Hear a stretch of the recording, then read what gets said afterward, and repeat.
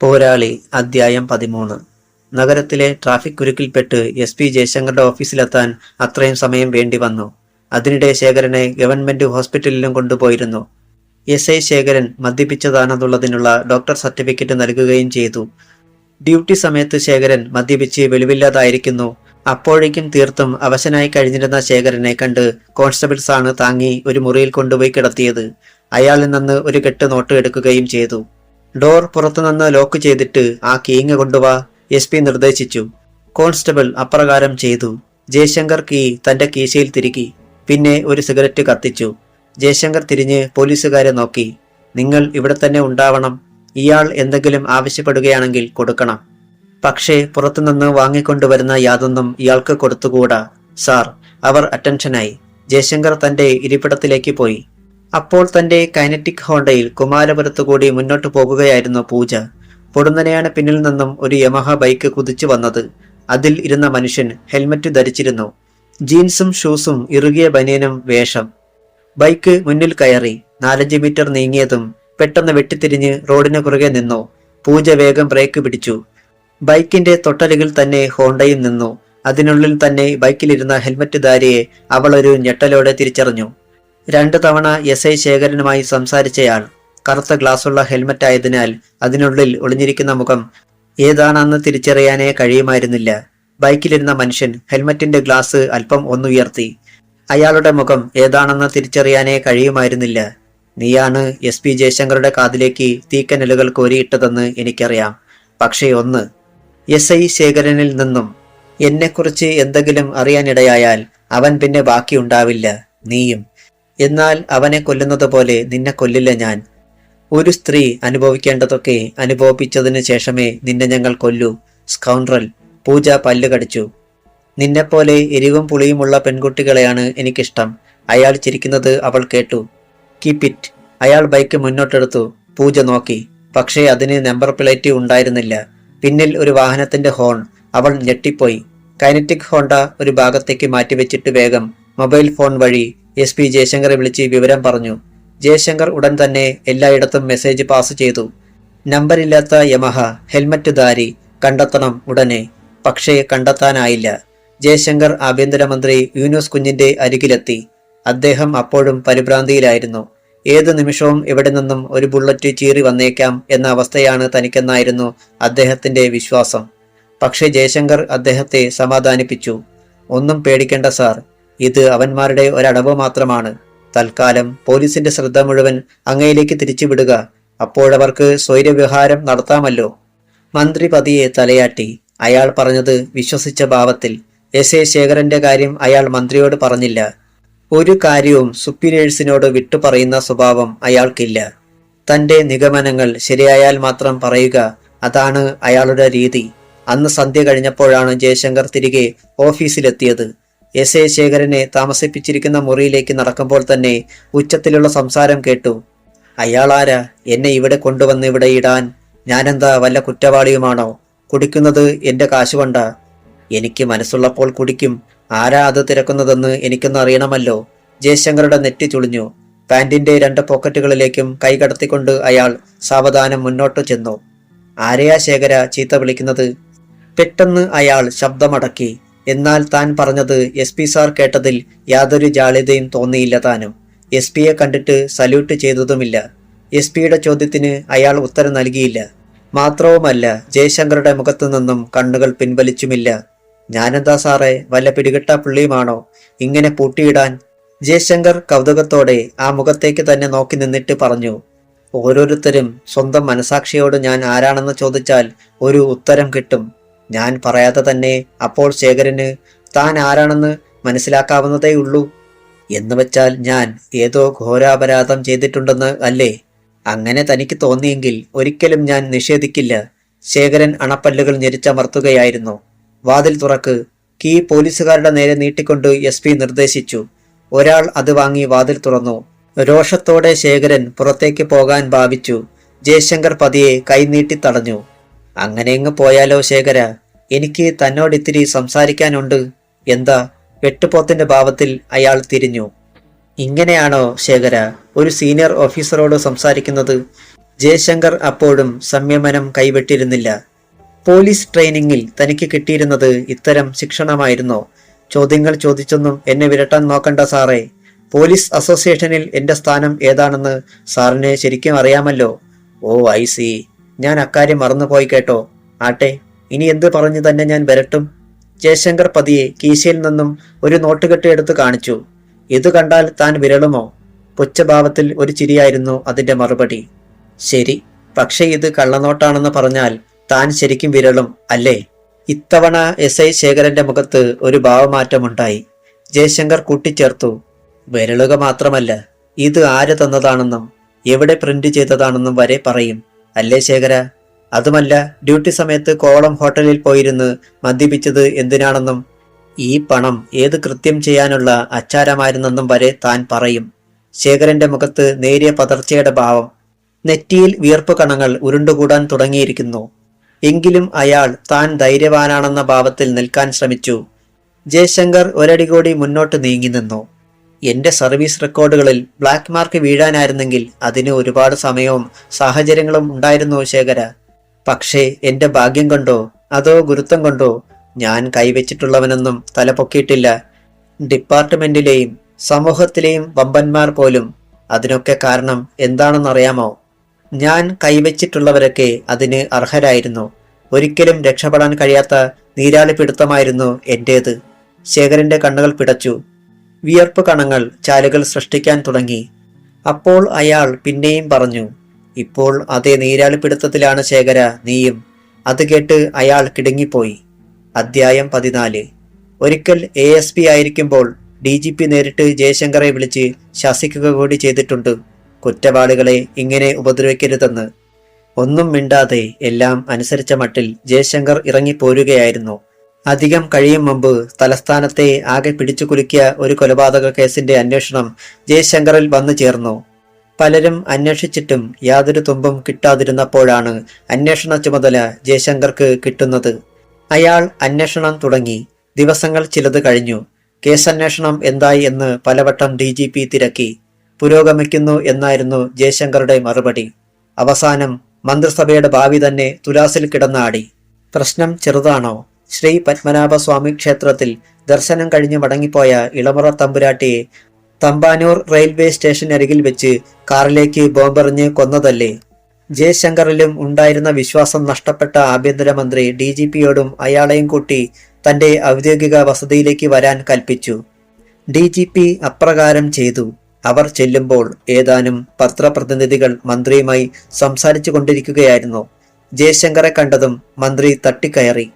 DGP ആകട്ടെ ജയശങ്കറെ തന്നെ നോക്കി നിന്നു. അയാളാണെങ്കിൽ ഒന്നും പറയുന്നുമില്ലതാനും.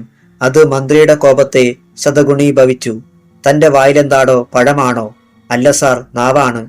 അയാൾ പ്രതിവചിച്ചു. പത്രക്കാർ ചിരിച്ചു. മന്ത്രിയുടെ മുഖം വിളറി. എന്താടോ താൻ തർക്കുത്തരം പറയുകയാണോ? No sir. അപ്പോഴും പത്രക്കാർക്ക് ചിരി. തന്നെ ഏൽപ്പിച്ച കേസിന്റെ കാര്യം എന്തായി? പുരോഗമിക്കുന്നു. ഈ മറുപടി കേൾക്കാൻ തുടങ്ങിയിട്ട് നാള് കുറെയായല്ലോ.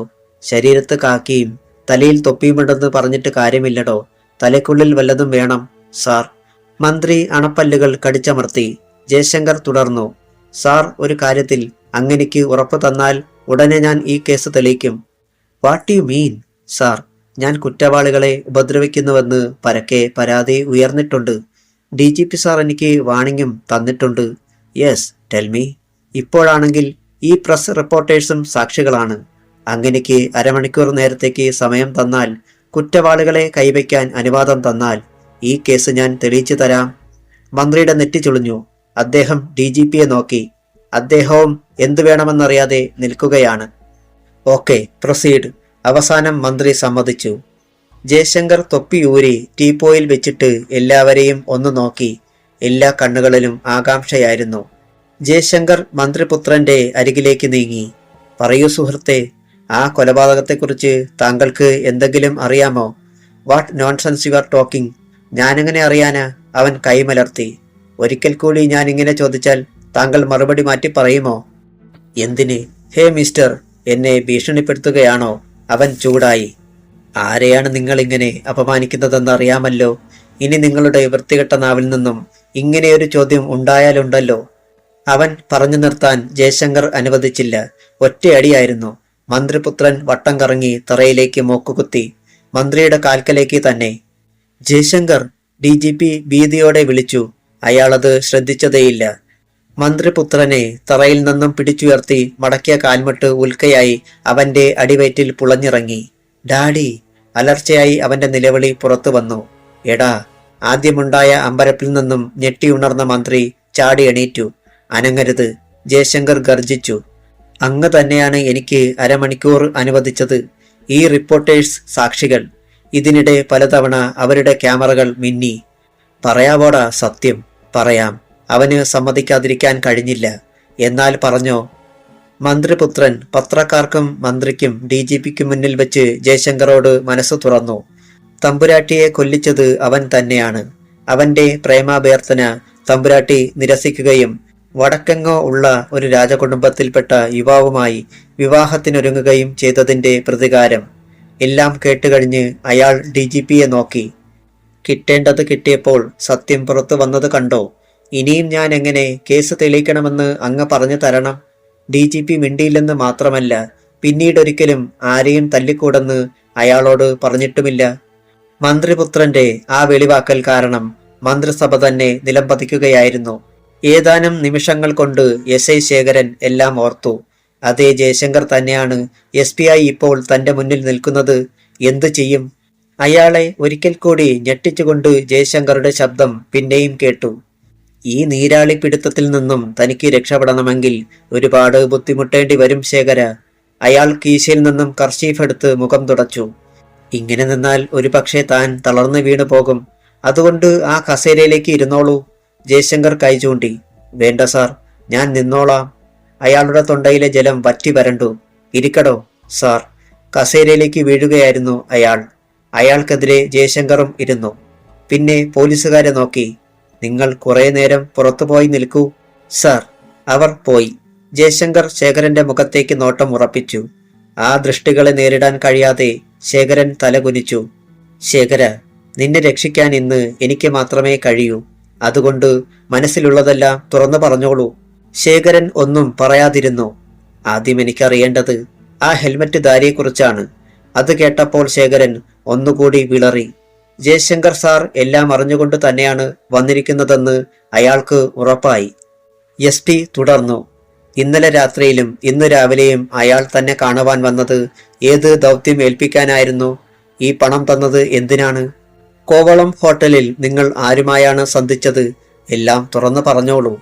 അല്പനേരം തല കുനിഞ്ഞിരുന്നിട്ട് ചകിതഭാവത്തിൽ നോക്കിക്കൊണ്ടാണ് അയാൾ തല ഉയർത്തിയത്. പറഞ്ഞോളൂ ശേഖര.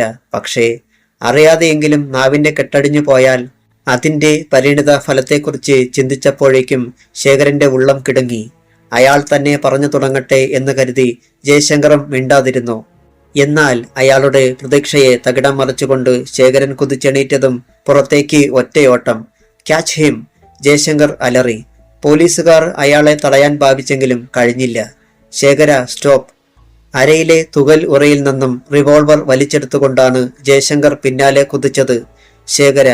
അയാളുടെ കാൽമുട്ട് ലക്ഷ്യമാക്കി ജയശങ്കർ റിവോൾവർ ചൂണ്ടി. പക്ഷേ അപ്പോഴേക്കും എവിടെ നിന്നോ ചീറിയെത്തിയ ഒരു ബുള്ളറ്റ് ശേഖരന്റെ തലയോട് തുളച്ചു. മുന്നിൽ ഒരു അദൃശ്യ ഭിത്തിയിൽ ചെന്ന് മുട്ടിയതുപോലെ ജയശങ്കർ പൊടുന്നനെ നിന്നു. ഒരു നിമിഷം മാത്രം. അധ്യായം 15. ഒരേയൊരു നിമിഷം മാത്രമേ SI ശേഖരൻ ആ നിലയിൽ നിന്നുള്ളൂ. അകലെ നിന്ന് നോക്കുന്നവർക്ക് അപ്രതീക്ഷിതമായി അയാളുടെ കാൽ തറയിൽ ഉറച്ചുപോയതാണെന്നേ തോന്നുമായിരുന്നുള്ളൂ. മുന്നിലെ രംഗം കണ്ട് SP ജയശങ്കറും നിന്നുപോയി. എവിടെ നിന്നാണൊരു വെടിയൊച്ച കേട്ടതെന്നറിയാൻ അയാൾ ചുറ്റും നോക്കുമ്പോൾ ശേഖരൻ റോഡിലേക്ക് കമിഴ്ന്ന് വീണു കഴിഞ്ഞിരുന്നു. പിന്നാലെ ഓടിയെത്തിയ പോലീസുകാർ അയാളുടെ കയ്യിൽ റിവോൾവർ ഇരിക്കുകയും ശേഖരൻ റോഡിൽ കിടക്കുകയും ചെയ്യുന്നത് കണ്ടപ്പോൾ കരുതിയത് SP ആയിരിക്കും SIയെ വെടിവെച്ച് വീഴ്ത്തിയതെന്നാണ്. എന്നാൽ തെല്ലകലെ കിടന്നിരുന്ന ഒരു ടാറ്റ സുമയ്ക്ക് പൊടുന്നനെ ജീവൻ വയ്ക്കുകയും അത് അലറി കുതിക്കുകയും ചെയ്തപ്പോൾ ജയശങ്കർ ഗർജിച്ചു. അതിലുണ്ട് കൊലയാളികൾ. വേഗം എല്ലായിടത്തേക്കും വയർലെസ് മെസ്സേജ് നൽകി. ഒരു പോലീസുകാരൻ പിൻവാങ്ങി. ജയശങ്കർ ശേഖരന്റെ അരികിൽ ഓടിയെത്തി. ശേഖര! അയാൾ അനങ്ങിയില്ല. കമിഴ്ന്ന് കിടന്നിരുന്ന അയാളുടെ തലയോടിൽ നിന്നും ചോര വാർന്നൊഴുകുന്നുണ്ടായിരുന്നു. ശേഖരൻ മരിച്ചു. മനസ്സിൽ ഒരുപാട് രഹസ്യങ്ങളുമായാണ് ശേഖരൻ പോയത്. രാത്രിയായിട്ടും റോഡിൽ ആൾക്കാർ ഓടിക്കൂടാൻ തുടങ്ങിയിരുന്നു. പോലീസുകാർ അവരെ അകറ്റി നിർത്തി. വാഹനങ്ങൾ വഴിതിരിച്ചു വിട്ടു. കൊലയാളികളെ തേടി പോലീസ് തലസ്ഥാനമാകെ പാഞ്ഞു. പക്ഷേ ഒഴിഞ്ഞ നിലയിൽ ഒരു സുമോ മാത്രം പട്ടത്തു നിന്നും കിട്ടി. കൊലയാളികൾ രക്ഷപ്പെട്ടു. സിറ്റി പോലീസ് കമ്മീഷണർ അനന്തനും സംഭവ സ്ഥലത്തെത്തി. ആരായിരിക്കും ഈ കൊലയ്ക്ക് പിന്നിൽ? അനന്തൻ ജയശങ്കറോട് തിരക്കി. Red wolf. ഒട്ടും അമാന്തിക്കാതെ അയാൾ മറുപടിയും പറഞ്ഞു. റെഡ് വൂൾഫിന്റെ കനത്തൊരു രഹസ്യം ശേഖരന്റെ മനസ്സിലുണ്ടായിരുന്നു. അതൊരിക്കലും പുറത്തു വരാതിരിക്കാനാണ് അവർ ഇങ്ങനെ ഒരു നിലപാട് കൈക്കൊണ്ടത്. അനന്തനും എന്തോ ഓർത്തിരുന്നു. രാത്രിയിൽ ആഭ്യന്തരമന്ത്രിയുടെ ഔദ്യോഗിക വസതിയിലേക്ക് പോകാനും അവിടത്തെ സെക്യൂരിറ്റി സംവിധാനങ്ങൾ തൃപ്തികരമാണെന്ന് ഉറപ്പാക്കാനും ജയശങ്കർ മറന്നില്ല. ഒരിടത്തും യാതൊരു പിഴവുമില്ല. സ്മാർട്ട് ഹൗസ് വെളിച്ചത്തിൽ കുളിച്ചു നിൽക്കുകയാണ്.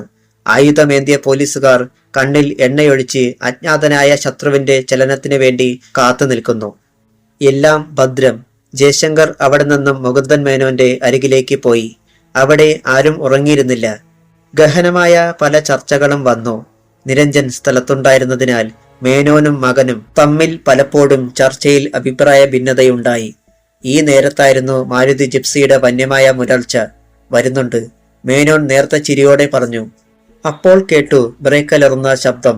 ആരും പറയാതെ തന്നെ ഈ സിറ്റിയിലുള്ളവർ മുഴുവൻ ഇപ്പോൾ മനസ്സിലാക്കി കാണും അതിൽ അവനാണെന്ന്. പൂജയുടെ ചുണ്ടിൽ നേർത്ത ഒരു പുഞ്ചിരിയുണ്ടായി. തന്റെ പ്രിയപ്പെട്ടവനെയാണല്ലോ ഡാഡി ഇങ്ങനെ പുകഴ്ത്തുന്നത്. ജയശങ്കർ ജിപ്സിയിൽ നിന്നിറങ്ങി. അവിടെയും സെക്യൂരിറ്റി സംവിധാനത്തിന് യാതൊരു പാളിച്ചയുമില്ല. അയാൾ മുകുന്ദൻ മേനോന്റെയും മറ്റും അരികിലെത്തി. തന്റെ സാന്നിധ്യത്തിൽ തന്നെ ഇന്ന് ചിലതൊക്കെ നടന്നെന്ന് കേട്ടല്ലോ SP യെ, മുകുന്ദൻ മേനോൻ തിരക്കി. ജയശങ്കർ ഒന്ന് വിളറി, എങ്കിലും പറഞ്ഞു. ശത്രുവിന്റെ രഹസ്യം ഞാൻ മനസ്സിലാക്കുമെന്ന് ഉറപ്പായപ്പോൾ അവർക്ക് പിന്നെ അതേ മാർഗമുണ്ടായിരുന്നുള്ളെന്ന് തോന്നുന്നു. നീ ഊണ് കഴിച്ചതാണോ മോനെ? അരുന്ധതി വന്നു തിരക്കി. അല്ല, വീട്ടിൽ പോയി കഴിച്ചോളാം. അത് വേണ്ട, ഇന്ന് ഇവിടെ നിന്ന് കഴിക്ക്. ഭാനുമതിക്ക് പ്രയാസം തോന്നുമെങ്കിൽ ഞാൻ വിളിച്ചു പറഞ്ഞേക്കാം. അമ്മയ്ക്ക് പ്രയാസമുണ്ടാകുമെന്ന കാര്യത്തിൽ ജയശങ്കർക്ക് തർക്കമൊന്നുമില്ല. എന്നാലും അരുന്ധതി ആന്റി പറഞ്ഞാൽ എതിർക്കാനാവില്ലല്ലോ. അയാൾ എണീറ്റു. നിങ്ങളൊക്കെ കഴിച്ചോ? അയാൾ നിരഞ്ജനെയും അങ്കിളിനെയും നോക്കി. ആ, നീ പോയി കഴിച്ചിട്ട് വാ. ഊണ് കഴിഞ്ഞ് മുകുന്ദൻ മേനോനും നിരഞ്ജനുമൊപ്പം ജയശങ്കറും സജീവമായി ചർച്ചയിൽ പങ്കെടുത്തു. വിഷയം റെഡ് വോൾഫ് തന്നെയായിരുന്നു. നിന്റെ നിഗമനം എന്താ ജയ? നിരഞ്ജൻ തിരക്കി. അത് വളരെ ഞെട്ടിപ്പിക്കുന്നതാണ് നിരഞ്ജേട്ട. റെഡ് വോൾഫ് എന്ന പേരിന് പിന്നിൽ മറഞ്ഞിരുന്ന് കളിക്കുന്നവരുടെ യഥാർത്ഥ മുഖം കണ്ടാൽ നമുക്കാർക്കും ഒരു പക്ഷേ അത് വിശ്വസിക്കാൻ കഴിഞ്ഞെന്ന് വരില്ല. മുകുന്ദൻ മേനോൻ ജയശങ്കറെ തുറച്ചു നോക്കി. നീ പറയുന്നത്? Yes uncle. പക്ഷേ അതിനു മുമ്പ് അങ്കിൾ എനിക്കൊരു ഉപകാരം ചെയ്തു തരണം. ടെൽമി. അങ്ങ് റെഡ് വോൾഫിനെ ഒതുക്കിയ നേരത്ത് അവരുടെ പ്രവർത്തനങ്ങൾ ഏത് രീതിയിലായിരുന്നു? എങ്ങനെയുള്ളവരെയാണ് അവർ കൂടുതലായി വധിക്കാൻ ശ്രമിച്ചത് എന്നും മറ്റുമുള്ള വിവരങ്ങൾ ഒന്ന് പറഞ്ഞു തരണം. മുകുന്ദൻ മേനോൻ തലകുലുക്കി. പിറ്റേന്ന് പോലീസ് ബഹുമതികളോടെയാണ് SI ശേഖരന്റെ മൃതദേഹം സംസ്കരിച്ചത്. SP ജയശങ്കർക്ക് അയാളിലുണ്ടായിരുന്ന സംശയം തെളിയിക്കാൻ കഴിയാത്ത സാഹചര്യത്തിൽ പത്രക്കാരോടോ TV-ക്കാരോടോ ഒന്നും വിട്ടു പറഞ്ഞിരുന്നുമില്ല. ശവസംസ്കാരം കഴിഞ്ഞ് ജയശങ്കർ ഓഫീസിലെത്തി. ഒരു സിഗരറ്റിന് തീ കൊളുത്തിക്കൊണ്ട് ശേഖരനെ കുറിച്ച് തന്നെ ചിന്തിക്കുമ്പോഴാണ് ഫോൺ ശബ്ദിച്ചത്. അയാൾ റിസീവർ എടുത്തു. യെസ്. എടോ ജയശങ്കർ, ഇന്നലെ ശേഖരനെ തീർത്ത അവസരത്തിൽ തന്നെ വേണമെങ്കിൽ ഒരു ബുള്ളറ്റ് കൊണ്ട് നിന്റെയും കഥ അവസാനിപ്പിക്കാമായിരുന്നു ഞങ്ങൾക്ക്. അത് ചെയ്യാതിരുന്നത് നിന്നെ പേടിച്ചിട്ടല്ല. നിന്റെ മുറപ്പെണ്ണ് ഇനി ഞങ്ങൾക്കെതിരെ നീങ്ങുകയാണെങ്കിൽ അവളുടെ മൃതദേഹം ഞങ്ങൾ വലിച്ചെറിയുമ്പോൾ നെഞ്ചുപൊട്ടി അലറിക്കരയാൻ നീ ബാക്കിയുണ്ടാവണം എന്ന് കരുതിയിട്ടാണ്. ബാസ്റ്റേഡ്. ആരാണ് നീ? ജയശങ്കർ ശബ്ദമുയർത്തി. നീ പറഞ്ഞത് തന്നെ, ബാസ്റ്റേഡ്. പിന്നെ ബാക്കി ചോദ്യങ്ങളിൽ കാര്യമില്ലല്ലോ. പിന്നെ ഇപ്പോൾ വിളിച്ചത് മറ്റൊന്നുകൂടി ഓർമ്മിപ്പിക്കാൻ. കൂട്ടത്തിൽ ഒരുത്തൻ ചത്തത് തന്നെ പോലെ ഒരു പോലീസ് ഉദ്യോഗസ്ഥന് സഹിക്കാനാവില്ലെന്ന് ഞങ്ങൾക്കറിയാം. അതുകൊണ്ട് തന്നെ ഞങ്ങളുടെ വേരുകൾ തേടിയിറങ്ങാൻ നിനക്ക് തോന്നിയേക്കും. വേണ്ട കേട്ടോ. തീക്കുള്ളിലെ തീയുടെ ഉത്ഭവം തേടിയുള്ള യാത്ര പോലെയാകും അത്. പൊള്ളിക്കരിഞ്ഞു പോകും നിങ്ങൾ. പരാജയപ്പെട്ട് നാണം കെട്ടുപോകും. അതുകൊണ്ട് പിന്നാലെ വരരുത്. മരണം വിലയ്ക്ക് വാങ്ങരുത്. സർവീസ് റെക്കോർഡുകളിലെ തങ്കത്തിന്റെ തിളക്കം അങ്ങനെ തന്നെ നിന്നോട്ടെ. പൊടുന്നനെ ഫോൺ കട്ടായി. ജയശങ്കറുടെ ചുണ്ടിൽ പക്ഷേ ചിരിയായിരുന്നു. സെൻട്രൽ ജയിലിലെ കണ്ടംപ്റ്റ് സെല്ലിൽ അപ്പോൾ ഒരു വാർത്ത കേട്ട് ഞെട്ടിപ്പിടഞ്ഞെണീക്കുകയായിരുന്നു വിക്രം സിംഗ്. തൂക്കുമരം കാത്തുകിടന്നിരുന്ന തന്നെ വധിക്കാൻ ഒരു ആരാച്ചാർ വരുന്നു. തമിഴ്നാട്ടിൽ നിന്നോ കർണാടകത്തിൽ നിന്നോ ആണ് അയാളെ ഇറക്കുമതി ചെയ്യുന്നത് പോലും. വിക്രം സിംഗ് ഗർജിച്ചു. അത്രയ്ക്ക് ധൈര്യമോ? വിക്രം സിംഗിനെ കുരുക്കിലിടാൻ മാത്രം ധൈര്യമുള്ള ആരാച്ചാർ ഇന്ത്യയിലുണ്ടോ? ആ ശബ്ദം ഭിത്തികൾ പോലും ഏറ്റുപിടിച്ചു. അപ്പോൾ മദ്രാസ് മെയിലിൽ തിരുവനന്തപുരത്തേക്ക് വരികയായിരുന്നു ആരാച്ചാർ മുത്തുരാമൻ. ചുവന്ന് കലങ്ങിയ കണ്ണുകളും മുന്നോട്ട് തള്ളി വളഞ്ഞ മൂക്കും പുകയിലക്കറ പിടിച്ച പല്ലുകളും ചിതറിക്കിടക്കുന്ന കോലൻ തലമുടിയും വലിയ ചെവികളും 6 അടിയിലധികം പൊക്കവും അതിനു തക്ക വണ്ണവുമുള്ള ആരാച്ചാർ മുത്തുരാമൻ. അയാളുടെ കയ്യിലെ നഖങ്ങൾ പ്രേതത്തിൻ്റെതുപോലെ നീണ്ടു വളഞ്ഞതായിരുന്നു. അധ്യായം 16. മദ്രാസ് മെയിൽ കോട്ടയം റെയിൽവേ സ്റ്റേഷനിലെത്തി. പ്ലാറ്റ്ഫോമിൽ ഭയങ്കര തിരക്കായിരുന്നു. കയറാനുള്ളതിന്റെ 3 ഇരട്ടി ആൾക്കാരുണ്ടായിരുന്നു ഇറങ്ങാൻ. മുത്തുരാമൻ പുറത്തേക്ക് നോക്കിയിരിക്കുകയായിരുന്നു. ആദ്യമായല്ല കേരളത്തിൽ വരുന്നത്. എന്നിരുന്നാലും ഇത്തവണത്തെ യാത്രയ്ക്കൊരു പ്രത്യേകതയുണ്ട്. ഒരു ആരാച്ചാരും വധിക്കാൻ ധൈര്യപ്പെടാത്ത കൊടും ക്രിമിനലിനെയാണ് താൻ തൂക്കുമരത്തിലേറ്റാൻ പോകുന്നത്. ഒരു തരത്തിൽ പറഞ്ഞാൽ ഇതൊരു വാശി കൂടിയാണ്. ജയിലിൽ കിടക്കുന്ന ഒരു ഭീകരനെ വധിക്കാൻ പോലും ആരാച്ചാർ ഭയക്കുക. അതുകൊണ്ട് തന്നെയാണ് വിക്രം സിംഗിനെ തൂക്കിലേറ്റുമെന്ന് താൻ അങ്ങോട്ട് സമ്മതിച്ചത്. മുത്തുരാമൻ ഒരു പുകച്ചുരുട്ടെടുത്ത് കറ പിടിച്ച ചുണ്ടുകൾക്കിടയിൽ തിരുകി. കീശയിൽ തപ്പിയപ്പോൾ തീപ്പെട്ടിയില്ല. കുറച്ചു മുൻപ് ഒഴിഞ്ഞ തീപ്പെട്ടി പുറത്തേക്ക് വലിച്ചെറിഞ്ഞത് അപ്പോഴാണ് അയാൾ ഓർത്തത്. എന്തോ പിറുപിറുത്തുകൊണ്ട് ചുരുട്ട് ചുണ്ടിൽ നിന്നെടുക്കാൻ ഭാവിക്കുമ്പോഴാണ് പിന്നിൽ നിന്നൊരു കൈ നീണ്ടു വന്നത്. അതിൽ ഒരു ലൈറ്റർ ഉണ്ടായിരുന്നു. മുത്തുരാമൻ അത് വാങ്ങി നീട്ടിയപ്പോഴേക്കും ലൈറ്ററിൽ നാളം തെളിഞ്ഞു. ചുരുട്ടിലേക്ക് തീ പടർന്നു. ഒരു കവിൾ പുകയെടുത്തതിന് ശേഷമാണ് മുത്തുരാമൻ തിരിഞ്ഞു നോക്കിയത്. ഒരു ചെറുപ്പക്കാരൻ. താങ്ക്സ്. താൻ ആരെന്നും ഏത് ഭാഷക്കാരനാണെന്നും അറിയാതിരിക്കാൻ വേണ്ടി കഴിവതും മലയാളിയുടെ ഭാവത്തിലാണ് മുത്തുരാമൻ പറഞ്ഞത്. ചെറുപ്പക്കാരൻ ചിരിയോടെ തലയാട്ടി. അയാൾ കൂടുതൽ എന്തെങ്കിലും ചോദിച്ചാലോ എന്ന് കരുതി മുത്തുരാമൻ പതിയെ കണ്ണുകൾ ചേർത്തടച്ചു. ചെറുപ്പക്കാരനും അയാളെ ശ്രദ്ധിക്കാതെ ഒരു പുസ്തകം മറിച്ച് നോക്കിക്കൊണ്ടിരുന്നു. കോട്ടയത്ത് ഒരുപാട് ആൾക്കാർ ഇറങ്ങിയതിനാൽ ട്രെയിനിൽ പല സീറ്റുകളും ഒഴിഞ്ഞു കിടക്കുകയായിരുന്നു. മുത്തുരാമൻ ഒരു സിംഗിൾ സീറ്റിലാണ് ഇരുന്നത്. അതിന്റെ ഓപ്പോസിറ്റ് സീറ്റിൽ ആരുമില്ലാതിരുന്നതിനാൽ അയാൾ കാലുകൾ ഉയർത്തിവെച്ചു. പഴയ രീതിയിലുള്ള ഒരു പാന്റും കട്ടിയുള്ള ഷർട്ടും കഴുത്തിൽ ചുറ്റിയിട്ടിരിക്കുന്ന ഷാളുമായിരുന്നു അയാളുടെ വേഷം. കോട്ടയത്ത് നിന്നും ട്രെയിൻ നീങ്ങി. ഇനി 3-4 മണിക്കൂറുകൾ. മുത്തുരാമൻ ഓർത്തു. താൻ അങ്ങ് തലസ്ഥാനത്ത് എത്തും. കരുതിയിരിക്കണമെന്ന് ഉള്ളിന്റെ ഉള്ളിലിരുന്ന് ആരോ മന്ത്രിക്കുന്നത് പോലെ തോന്നി. 20ഓളം വർഷങ്ങളായി ചെയ്യുന്ന പണിയാണിത്. 50ലധികം ആൾക്കാരെ കഴുമരത്തിലേറ്റി. ഇന്നുവരെ കൈ വിറച്ചിട്ടില്ല. അരുതെന്ന് മനസ്സ് വിലക്കിയിട്ടില്ല. ആരും ഭീഷണിയുമായി വന്നിട്ടില്ല. പക്ഷേ വിക്രം സിംഗ്. ട്രെയിൻ റോഡിനടിയിലുള്ള ആദ്യത്തെ ചെറിയ തുരങ്കത്തിലേക്ക് കടന്നു. കമ്പാർട്ട്മെന്റിൽ കനത്ത ഇരുട്ട്. ലൈറ്റുകൾ ഓഫായി കിടക്കുകയാണ്. സെക്കൻഡുകൾ. ബോഗി തുരങ്കം കടന്നു. മുത്തുരാമൻ തിരിഞ്ഞു നോക്കിയിരിക്കുകയാണെന്ന് കണ്ടു. മനസ്സിനുള്ളിൽ ഒരു കരടുടക്കി. അയാൾ സൂക്ഷിക്കേണ്ട വ്യക്തിയാണോ? അപ്പോഴേക്കും അയാളിരുന്ന ബോഗി 2ാമത്തെ തുരങ്കത്തിൽ കടന്നു. പിന്നെയും ഇരുട്ട്. പക്ഷേ അതിനിടയിൽ ഒരു സ്പാർക്ക് ഉണ്ടായി. ഒപ്പം കാതടപ്പിക്കുന്ന ഒരു വെടിയൊച്ച. അതിനെ തുടർന്ന് ഹൃദയം പിളരുന്ന നിലവിളി. ആ കമ്പാർട്ട്മെന്റിൽ ഉണ്ടായിരുന്നവർ മുഴുവൻ കിടുങ്ങിപ്പോയി. എന്താണ് ഉണ്ടായതെന്ന് അറിഞ്ഞില്ലെങ്കിലും പലരും നിലവിളിച്ചു പോയി. ചിലർ കരുതിയത് ട്രെയിനിനുള്ളിൽ സ്ഫോടനം നടക്കുകയാണെന്നാണ്. സെക്കൻഡുകൾക്കുള്ളിൽ ബോഗി വെളിച്ചത്തിലെത്തി. പലരും ശബ്ദം കേട്ടത് എന്താണെന്നറിയാൻ പരക്കം പാഞ്ഞു. ഇതാ ഇവിടെ, ആരോ വിളിച്ചു പറഞ്ഞു. ആൾക്കാർ അങ്ങോട്ടെത്തി. വല്ലാത്തൊരു കാഴ്ചയായിരുന്നു അത്. സീറ്റിലേക്ക് ചാരി കണ്ണുകൾ തുറച്ചിരിക്കുന്ന മുത്തുരാമൻ. അയാളുടെ നെറ്റിയുടെ മധ്യഭാഗത്ത് ഒരു ദ്വാരം വീണിരിക്കുന്നു. അതുവഴി ഒലിച്ചിറങ്ങുന്ന ചോര മൂക്കിലൂടെ താഴേക്ക് ഇറ്റി വീഴുന്നു.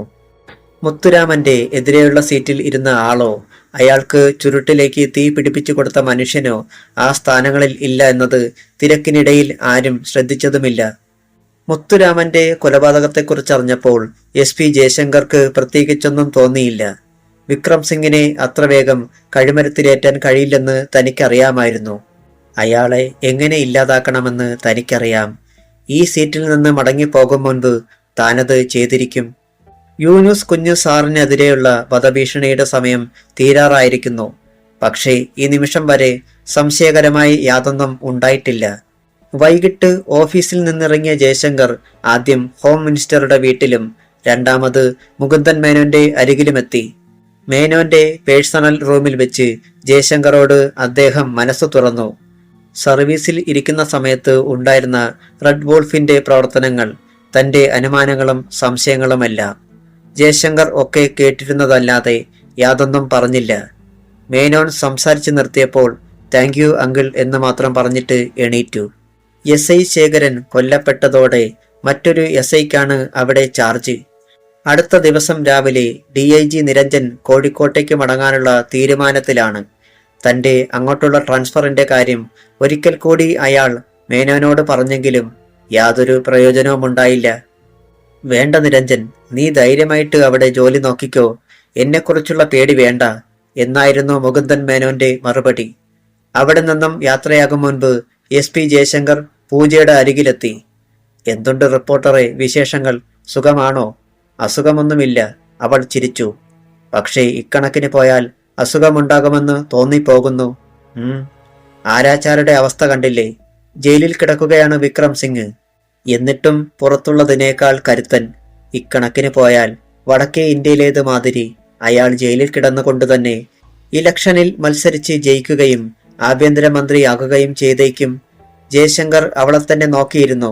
പൂജ തുടർന്നു. എന്റെ ഇഷ്ട, നിങ്ങളുടെയൊക്കെ പിന്നീടുള്ള അവസ്ഥയെക്കുറിച്ച് ചുമ്മാ ഒന്ന് ചിന്തിച്ചു നോക്കിക്കേ. പൂജ തെല്ല് ഗൗരവത്തിൽ തിരക്കി. ഞാൻ അറിയാൻ മേലഞ്ഞിട്ട് ചോദിക്കുകയാ, ഈ റെഡ് വോൾഫിനെ അമർച്ച ചെയ്യാൻ നിങ്ങൾ പോലീസുകാർക്ക് കഴിയാത്തതെന്താ? അതോ ഇനി അവർക്ക് പിന്നിൽ ആരെങ്കിലും കളിക്കുന്നുണ്ടോ? ജയശങ്കറുടെ കണ്ണുകൾ കുറുകി. ഞാനും ഇപ്പോൾ അങ്ങനെയൊക്കെ തന്നെയാണ് പെണ്ണെ ചിന്തിക്കുന്നത്. പല സംശയങ്ങളും മനസ്സിൽ അടക്കിപ്പിടിച്ചിരിക്കുകയാണ് ഞാൻ. എന്തൊക്കെയാ സംശയങ്ങൾ? ഞാനും ഒന്ന് കേൾക്കട്ടെ. വേണ്ട, സംശയങ്ങൾ യാഥാർത്ഥ്യമാകുകയാണെങ്കിൽ അപ്പോൾ പറയാം. പൂജ മുഖം വീർപ്പിച്ചു. നേരം ഒരുപാടായി, ഞാൻ പോകുക. അയാൾ എണീറ്റു. ജയശങ്കർ വീട്ടിലെത്തുമ്പോൾ സമയം 11 മണിയായി. ഭാനുമതി അമ്മ ഉറങ്ങാതെ കാത്തിരിക്കുകയായിരുന്നു. നിർമ്മല ഉറങ്ങിക്കഴിഞ്ഞു. നീ ഇതുവരെ എവിടെ പോയി ഇരിക്കുകയായിരുന്നടാ? അമ്മ ഇത്തിരി ദേഷ്യത്തിലായിരുന്നു. ഇങ്ങനെയങ്ങ് ചൂടായാലോ ഭാനുമതി കുട്ടി? പോലീസുകാരാകുമ്പോൾ ഇങ്ങനെയൊക്കെയല്ലേ? അയാൾ അമ്മയെ ചേർത്ത് പിടിച്ചുകൊണ്ട് മുന്നോട്ട് നീങ്ങി. ഭയങ്കര വിശപ്പ്. ഒന്ന് കുളിച്ചിട്ട് 5 മിനിറ്റിനുള്ളിൽ ഞാൻ ഡൈനിങ് ടേബിളിലെത്തും. അപ്പോഴേക്കും എല്ലാം എടുത്തു വെച്ചോളൂ. എടുത്തു വെച്ച് മൂടിയിരിക്കുകയാണ് ഞാൻ. നീ വരാത്ത താമസമേയുള്ളൂ. ഓക്കെ. അമ്മയുടെ താടിക്ക് മൃദുവായൊരു നുള്ളു കൊടുത്തിട്ടാണ് ജയശങ്കർ തന്റെ മുറിയിലേക്ക് പോയത്. നീ മേടിക്കും. ഇപ്പോഴും പള്ളിക്കൂടത്തിൽ പോകുന്ന കുട്ടിയാണെന്ന വിചാരം. ചിരിച്ചുകൊണ്ട് അമ്മ വിളിച്ചു പറഞ്ഞു.